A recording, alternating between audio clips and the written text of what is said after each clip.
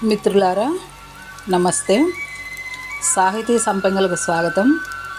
ఇందులో భాగంగా నవలా సంపంగి ఐ లవ్ ఇండియాలోని 6వ భాగాన్ని ఈరోజు విందాం. నవలా రచయిత డాక్టర్ దిలావర్ గారు, చదువుతున్నది శ్రీమతి సోంపాక సీత. పిలువగా ఇక వెళ్ళకపోతే బాగుండదని ఓ రోజు మైథిలి ఇంటికి బయలుదేరాడు కిరణ్. వుడ్లాండ్ అపార్ట్మెంట్ను తేలిగ్గానే కనుక్కోగలిగాడు. హాలు తలుపులు తెరిచే ఉన్నాయి. హాల్లో 8-9 మంది అమ్మాయిలు కనిపించారు. అంతా 12-13 సంవత్సరాల లోపు వాళ్లే. పాపడాప నిడని పాప అని ఏవేవో వింత వింత శబ్దాలు వినిపిస్తున్నాయి. రాగయుక్తంగా శబ్దాలు చేస్తూ పిడికిళ్ళు బిగించి ముందుకు వెనక్కి తమాషాగా నడుము ఊపుతూ డ్యాన్సు చేస్తున్నది ఒక అమ్మాయి. మిగతా అమ్మాయిలు కోరస్ పాడుతూ ఆ అమ్మాయికి హుషారెక్కించేందుకు లయబద్ధంగా చప్పట్లు కొడుతున్నారు. ఏయ్ దయ్యాల్లారా, అదేం పాడటం? పాప దాప నిదని పాప దాప అని పాడాలని ఎన్నిసార్లు మొత్తుకున్నాను. పుట్టుకతో వచ్చింది కదా, అంత తొందరగా ఎలా వదులుతుందిలే అని చిటపటలాడుతూ లోపల నుంచి వచ్చింది మైథిలి. కిరణ్ని చూసి టక్కున ఆగిపోయింది. Oh Kiran, what a surprise visit, welcome అంటూ కిరణ్ని ఎంతో సంతోషంతో సాదరంగా ఆహ్వానించింది మైథిలి. లోనికెళ్ళి సోఫాలో కూర్చున్నాడు కిరణ్. ఈ పిల్లల పేరెంట్స్ మార్నింగ్ టైంలో మ్యూజిక్ నేర్పించండి అని రిక్వెస్ట్ చేస్తే సరేనని ఒప్పుకున్నాను. నిజానికి రోజంతా మా ఆర్ట్ అకాడమీలోనే గడుపుతాను. ఓ చెప్పనే లేదు కదూ. ఓ 4-5 ప్రవీణులైన డాన్స్ మాస్టర్స్తో కలిసి సిద్ధేంద్ర కూచిపూడి ఆర్ట్ అకాడమీని స్థాపించాను. ఉడతా భక్తిగా కళామతల్లిని సేవించుకుంటూ జీవితం గడుపుతున్నాను అంటూ వివరించింది మైథిలి. అకాడమీ గురించి చెప్తుంటే వెలిగిపోతున్న ఆమె కళ్ళు ఆత్మవిశ్వాసాన్ని ప్రతిఫలిస్తున్నాయి. నీకు ఏ క్లాసిక్ డ్యాన్స్లు వచ్చు? కుతూహలంగా అడిగాడు కిరణ్. భరతనాట్యం, కూచిపూడి, కథక్ ఇలాంటి శాస్త్రీయ నృత్యాలు వచ్చు. అఫ్కోర్స్ ఫోక్ డ్యాన్స్లు కూడా వచ్చనుకో. విశాలమైన కాటుక కళ్ళను ఇంకా విశాలం చేస్తూ కొంచెం బిడియబడుతూ చెప్పింది మైథిలి. నా మొదటి గురువు మా నాన్నగారే. తర్వాత వెంపటి మహేశ్వరి గారని ఇక్కడే లిబర్టీ డ్రైవ్లో ఉంటున్నారు. వారి దగ్గరే నేర్చుకున్నాను. సరే పిల్లలు, గెస్ట్ వచ్చారు కదా, వాళ్ళకి మీరు నేర్చుకున్నది చాలు, ఇక మీరు వెళ్ళిపోవచ్చు పిల్లల్ని ఉద్దేశించి అన్నది మైథిలి. నో, నా కోసం వీళ్ళని డిసప్పాయింట్ చేయొద్దు, క్యారీ ఆన్ అన్నాడు కిరణ్. ఓకే, చూడండి అమ్మాయిలు, ఇప్పుడు మీరు డ్యాన్స్ కంటే ముందు కొన్ని ఇంపార్టెంట్ విషయాలు తెలుసుకోవాలి. నాట్యశాస్త్ర ప్రకారం మన ఎంటైర్ బాడీ ముఖ్యంగా 3 భాగాలుగా విభజింపబడింది. అంగ, ప్రత్యంగ, ఉపాంగ అంటూ ఒక్కో భాగంలో ఏ అవయవాలు ఉంటాయో వివరించింది. అమ్మాయిలు నోట్స్ రాసుకుంటున్నారు. ఒక్కో నృత్యానికి ఒక్కో ప్రత్యేకత ఉంటుంది. ఒక్కో దానిలో ఆంగికం, వాచికం, ఆహార్యం, సాత్వికం అనే 4 అభినయమైన అంశాలుంటాయి. ఈ 4 మూలమే భరతనాట్య శాస్త్రం. రేపు వివరంగా ఇంకా కొన్ని విషయాలు చెప్తాను, ఇవాల్టికి చాలు అని అమ్మాయిల్ని పంపించింది మైథిలి. ఒక విదేశీ అమ్మాయికి ఇంతటి నాట్యశాస్త్ర పరిజ్ఞానం ఉండటం అబ్బురమనిపించింది కిరణ్కు. అవును, ఈ అమ్మాయిలంతా ప్రవాసాంధ్రులా, అమెరికన్లేనా అని అడిగాడు సందేహంగా కిరణ్.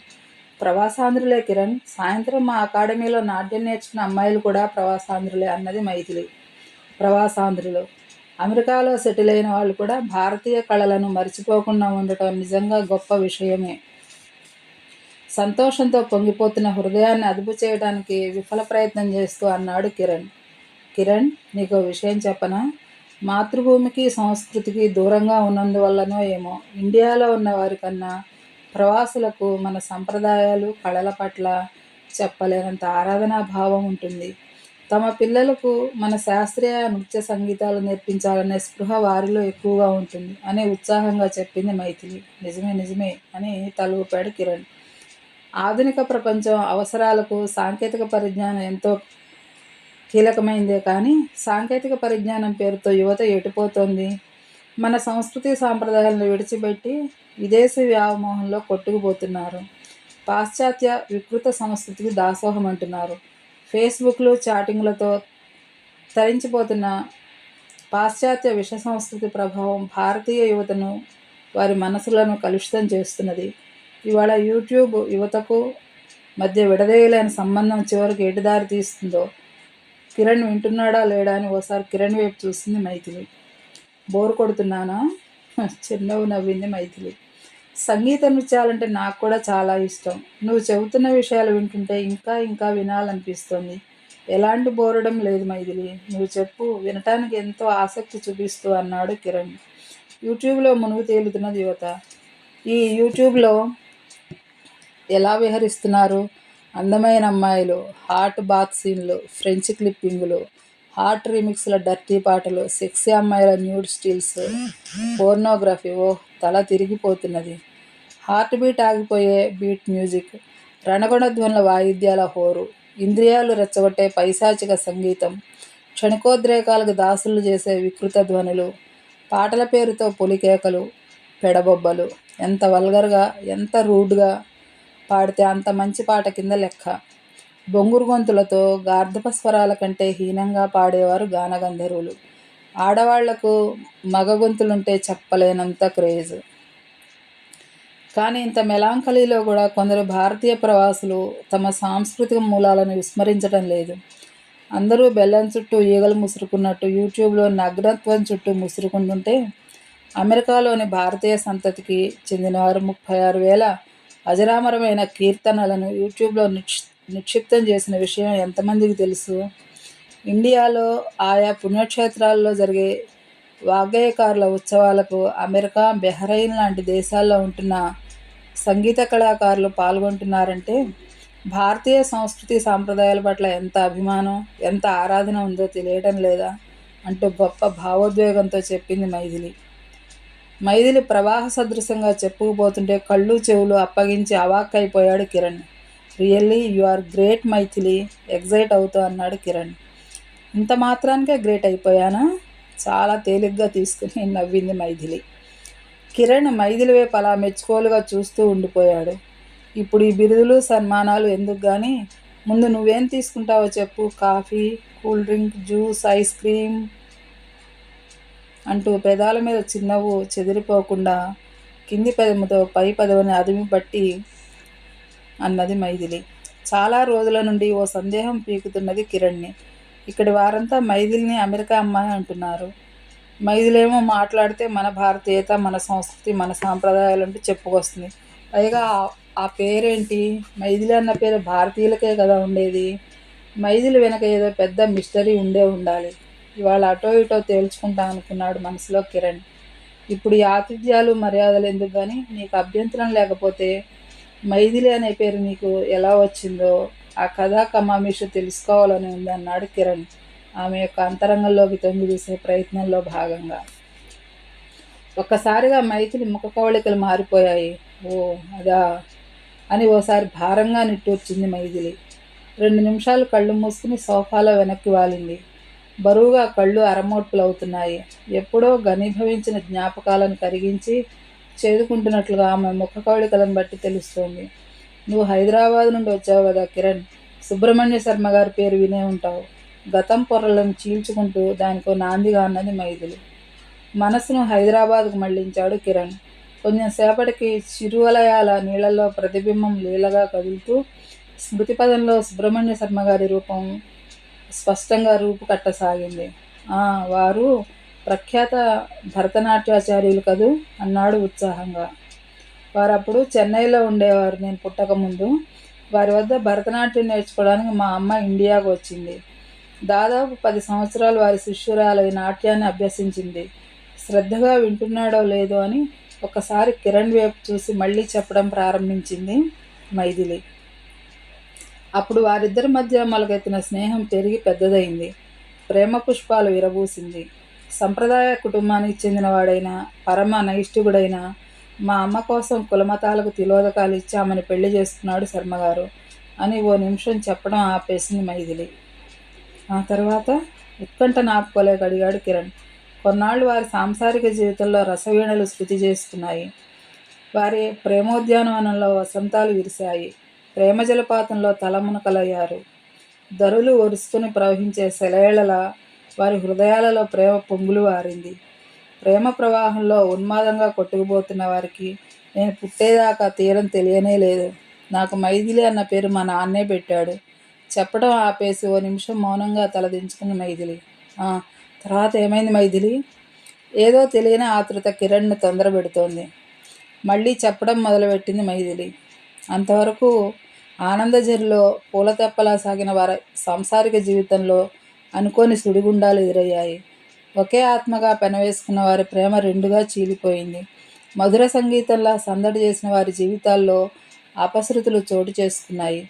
ఒక్కసారిగా రస శిఖరాగ్రం నుంచి దుఃఖపులోకి జారిపడ్డట్టయింది. మధుర స్మృతులన్నీ మరీచికలైపోయాయి. మా అమ్మ పూర్వపు అలవాట్లను వదిలించుకోలేకపోయింది. మద్య మాంసాలను మరువలేకపోయింది. అయినా నాన్నగారు అన్ని విధాలా సర్దుకుపోవడానికే ప్రయత్నించారు. మత్తు మేఘాలు అమ్మ వివేకాన్ని కమ్మేశాయి. ఆమె పూర్తిగా మందుకు బానిసైపోయింది. అంతకంతకు నాన్నగారి ఆర్థిక పరిస్థితి క్షీణిస్తూ వచ్చింది. అమ్మలో అసహనం హద్దులు దాటింది. అయినదానికి కానిదానికి చిరుబురులాటం ఎక్కువైంది. ఇద్దరి మధ్య పూడ్చలేని భయంకరమైన అగాధం ఏర్పడింది. నాన్నకు విడాకులు ఇచ్చేసి నన్ను తీసుకుని తిరిగి అమెరికా చేరుకుంది అమ్మ. మైథిలి గొంతు దుఃఖంతో పూడుకుపోయింది. ఆమె కళ్ళు కన్నీటి కాసారాలయ్యాయి. మైథిలిని అనవసరంగా బాధ పెట్టాను అనుకున్నాడు కిరణ్. మీ నాన్న నిన్ను ఎలా వదిలిపెట్టాడో కుతూహలం చావక అడిగాడు. మా నాన్నకు నేనంటే ప్రాణం. నన్ను విడిచి ఒక్క క్షణం కూడా ఉండేవాడు కాదు. మా నాన్న నన్ను ఎత్తుకున్నప్పుడు, తన గుండెల మీద పడుకోబెట్టుకుని కథలు కబుర్లు చెప్తున్నప్పుడు, మారాన్ చేస్తుంటే గోరుముద్దలు తినిపిస్తున్నప్పుడు నా ఆనందానికి అంతే ఉండేది కాదు.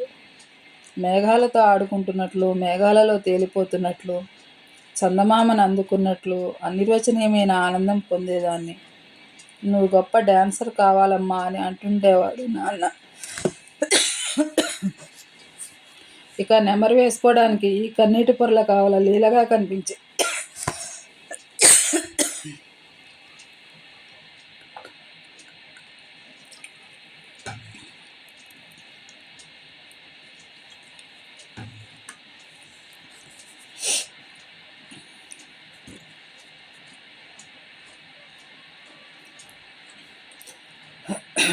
మేఘాలతో ఆడుకుంటున్నట్టు, మేఘాలలో తేలిపోతున్నట్లు, చందమామను అందుకున్నట్టు అనిర్వచనీయమైన ఆనందం పొందేదాన్ని. నువ్వు గొప్ప డాన్సర్ కావాలమ్మా అని అంటుండేవాడు నాన్న. ఇక నెమరు వేసుకోవడానికి కన్నీటి పొరల కావాలా లీలగా కనిపించే గత జ్ఞాపకాలు తప్ప ఈ శిథిల మనసులో ఇంకేం మిగిలే గనుక నా ఆశలు, ఆశయాలు, కలలు, ఆనందం, అనుభూతులు అన్నీ ఇక గతమే కిరణ్. కట్టలు తెంచుకున్న దుఃఖాన్ని నిలవరించుకోలేక రెండు చేతుల్లో మొహం దాచుకుని వెక్కి వెక్కి ఏడ్చింది మైథిలి. తుళ్ళుతూ గెంతుతూ జలపాతం లాంటి జీవనోత్తేజంతో కనిపించే ఈ అమ్మాయిలో, ఈ అపరంజి బొమ్మలో ఇంత విషాదం దాగి ఉందని ఊహించలేకపోయాడు కిరణ్. బేలగా నిస్సహాయంగా అలా చూస్తూ ఉండటం తప్ప ఆమెను ఓదార్చే శక్తి కూడా తనలో లేదనిపించింది కిరణ్కు. సారీ కిరణ్, ఏదేదో చెప్పి నీ మనసును పాడు చేశాను, కొంచెం తేరుకుని అన్నది మైథిలి. అలాంటిదేమీ లేదు, నేనే లేనిపోనివన్నీ అడిగి నిన్ను బాధ పెట్టాను అన్నాడు కిరణ్. సరే చెల్లుకు చెల్లు, మళ్ళీ ఎన్నాళ్లకో తమ దర్శన భాగ్యం ఓరగా కిరణ్ వైపు చూస్తూ అన్నది మైథిలి. వీకెండ్లో కలుద్దాం. ఈ జనారణ్యంలో ఏకాంతం దొరకటమే గగనమైపోయింది. ఎటన్నా దూరంగా, ఈ జనసమ్మర్దానికి ఇంకా దూరంగా, ఈ రాకాసి భవన సముదాయాలకు దూరంగా, రేయింబవళ్ళు కంటి మీద కునుకే లేకుండా రయ్యి రయ్యమంటూ ఉరుకులు పరుగులు తీసే వాహనాలకు దూరంగా ప్రశాంతంగా ఉండే చోటికి వెళితే బాగుంటుందేమో మైథిలి. ఏకాంతానికి, ప్రశాంతతకు మరీ ముఖం వాచినట్లుగా ఉంది మనసుకు. ఎటన్నా బీచ్కి వెళ్ళడానికి ప్లాన్ చేయి, నేను తప్పకుండా వస్తాను అన్నాడు కిరణ్. సేమ్ టు సేమ్, నాకు అలాగే ఉంది కిరణ్. తప్పకుండా ఏదైనా ఒక బీచ్కి వెళదాం. నీకోసం ఎదురు చూస్తూ ఉంటాను. తప్పక రావాలి సుమా అన్నది మైథిలి. ష్యూర్ అనుకుంటూ బై చెప్పి వెళ్ళిపోయాడు కిరణ్. అబ్బబ్బా, సెకండ్లని, నిమిషాలని, గంటలని, రాత్రని, పగలని, కాలానికి ఇన్ని హార్డిల్స్ ఎందుకు? వారానికి 7 రోజులా? అసలు అన్ని రోజులు ఎందుకు? ఒక శనివారం, ఆదివారం ఉంటే చాలదా? కాలానికి ఎక్కడికక్కడ సంకెళ్ళు వేసిన వాడెవడో కనిపిస్తే ఒంటి మీద గుడ్డల్ని చీలికలు పీలికలుగా చేసి, జుత్తంతా పీకేసి, ఒళ్ళంతా నెత్తిరోడేట్టు రక్కి రక్కి కసి తీర్చుకునేది. ఏంటి, తనకు తొందరగా ఉందని అందరికీ అలాగే ఉండాలని అనుకోవటం హాస్యాస్పదం కాదా? అసలు ఆ ఆలోచనే గమ్మత్తుగా అనిపించింది మైథిలికి. లోపల నుంచి తోసుకుని వచ్చింది నవ్వు. అనుకున్నంతసేపు పట్టలేదు వీకెండ్ రావడానికి. ఎప్పుడెప్పుడా అని ఆత్రంగా ఎదురు చూస్తున్న సమయం రానే వచ్చింది. కిరణ్, మైథిలి కలిసి కారులో శాంతాక్రజ్ మాంటరీ బీచ్కి వెళ్ళారు. కారు పార్కు చేసి బీచ్లోకి ప్రవేశించారు ఇద్దరు. ఇసుకలో కాళ్ళీడ్చుకుంటూ నడుస్తూ కబుర్లు చెప్తోంది మైథిలి. పసిఫిక్ మహాసముద్రం అలల కుచ్చిళ్ళు పైకెత్తుకుని కన్నెపిల్లల తీరానికి చెంగు చెంగున దూకుతోంది. వారాంతం కావడం వల్ల బీచ్లో ఇసుక వేస్తే రాళ్ళంత జనం ఉన్నారు. అక్కడక్కడ ఇసుకలో రంగురంగుల పెద్ద పెద్ద గొడుగులు పాతి వాటి కింద కొందరు విశ్రాంతి తీసుకుంటున్నారు. కొందరు నీళ్లలోకి దిగి కేరింతలు కొడుతూ ఉరుకులు పరుగులు పెడుతున్నారు. కింద ఓ బెత్తడు, ఎదమీద ఓ బెత్తడు గుడ్డ పీలికలు. నామమాత్రంగా ధరించిన యువతీ యువకులు సముద్రపు అలల మీద చెప్పలేనంత సంతోషంతో సర్ఫింగ్ చేస్తున్నారు. సెప్టెంబర్ ఎండలు ఓ పక్క చురుక్కుమంటున్నాయి. మరో పక్క సముద్రం మించి వీస్తున్న చల్లగాలులు మనసును ఆహ్లాదపరుస్తున్నాయి. బీచ్లో ఉన్న ఆడామగ ధరించిన దుస్తులు చూసి నివ్వెరపోయాడు కిరణ్. ఏ ఆదిమవాంచో చెట్టుతొర్రలోంచి పునరుత్థానమై తిరిగి ఇక్కడ దర్శనమిస్తుందా అన్నట్టుంది. లేదనకుండా మొలకో బెత్తెడు గుడ్డ, వక్షస్థలం మీద ఒక గుడ్డ తప్ప మహిళల శరీరాలు కూడా దాదాపుగా దిగంబరంగానే ఉన్నాయి. వెచ్చని ఇసుకలో కొందరు బోర్లా పడుకుని ఉన్నారు. ఎన్ని యుగాల నుండో రవి చూడలేకపోయిన చోటును వెల్లకిలా పడుకొని ఆయన ముచ్చట తీరుస్తున్నారు. నదురు బెదురు లేకుండా అంతా ఆ ఇసుక తిన్నెలపైన తమ తమ అందాలను ఆరబోస్తున్నారు. కొందరు ప్లాస్టిక్ గుడారాలలో, గుహలలోని ఎలుగుబంట్లలా ఒకరినొకరు గీరుకుంటూ, ఒకరినొకరు రక్కుకుంటూ తమలోని జంతు లక్షణాలను బహిర్గతం చేస్తున్నారు. కొందరు రక్తాన్ని మరిగించే, ఉద్రేకాలను రగిలించే పాప్ సాంగ్స్ను వింటూ మైమరిచిపోతున్నారు. కొందరు బీర్, విస్కీ, వైన్ సీసాలకు సీసాలే ఖాళీలు చేసేస్తూ నరనరాల్లోకి మత్తును పంపు చేస్తున్నారు. పాటలదో దారైతే తమదో దారి అన్నట్టు లయాగియా ఏమీ లేకుండా కుప్పిగంతులు వేస్తున్నారు కొందరు.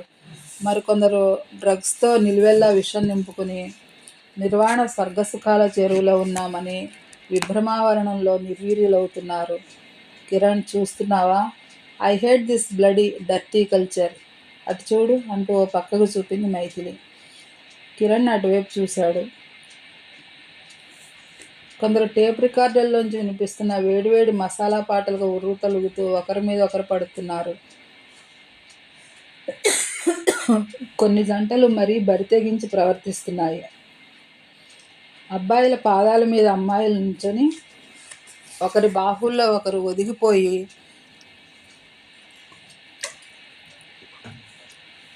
మైకంలో తేలిపోతున్నారు.